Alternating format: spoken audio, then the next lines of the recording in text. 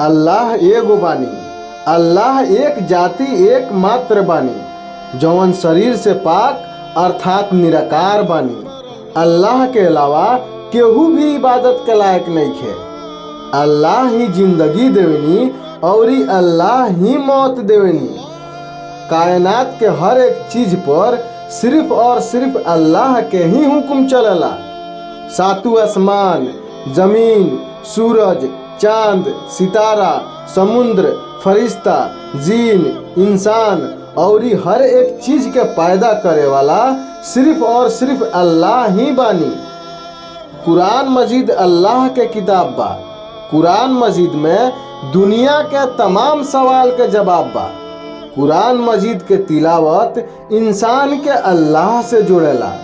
रोजाना कुरान शरीफ के तिलावत कइला से ईमान के रोशनी से दिल मजबूत आ ईमान ताजा रहेला। अल्लाह के सामने हमेशा रोवे के चाहिए। अपना गुनाह के माफी मांगे के चाहिए। बिना वजू के कुरान शरीफ के ना छुए के चाहिए। कुरान शरीफ पढ़े वाला के जितना सवाब मिलेला, पढ़े वाला से कहीं ज्यादा सवाब सुने वाला के मिलेला। कुरान शरीफ के तिलावत हर एक इंसान के सुने के चाहिए।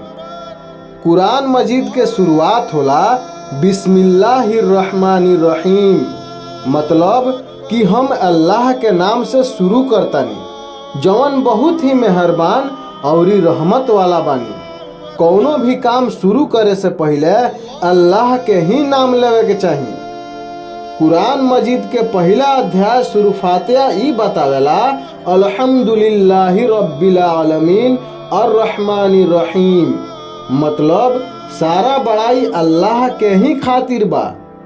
अल्लाह ही बानी जौन हर एक चीज पर कादिर बानी। कुरान मजीद वो इंसान के चेतावनी देवेला जौन इंसान नमाज छोड़ देवेला और जौन इंसान अपना इच्छा पर काबू न रख पावेला। गाई जहन्नम के सबसे निचला हिस्सा में एगो कुआं बा। गाई जहन्नम के सबसे गरम आ गहरा हिस्सा बा। ई ऊ कुआं बा जौना के अल्लाह तब खोलेनी जब जहन्नम के गर्मी कम होला, जौना से जहन्नम के आग फिर से भड़क उठेला। नमाज छोड़े वाला, शराब पिए वाला, सुदखोर इंसान और माई बाप के दुख पहुंचावे वाला, ओकरा खातिर इहे कुआं ठिकाना बा।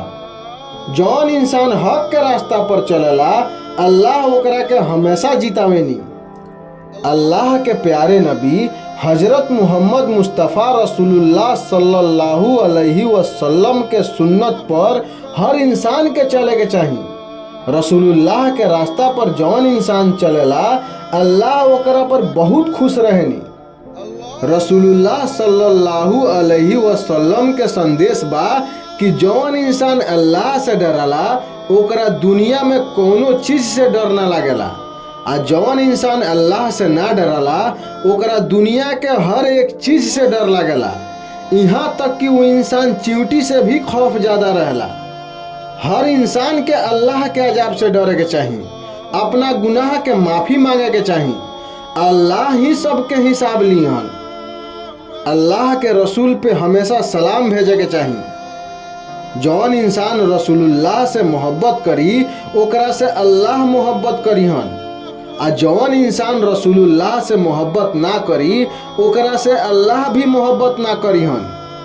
अल्लाह बहुत ही मेहरबान और रहमत वाला बानी। अल्लाह से हमेशा दुआ करे के चाहिए और सदका, खैरात, जकात देवे से पीछे ना हटे के चाहिए।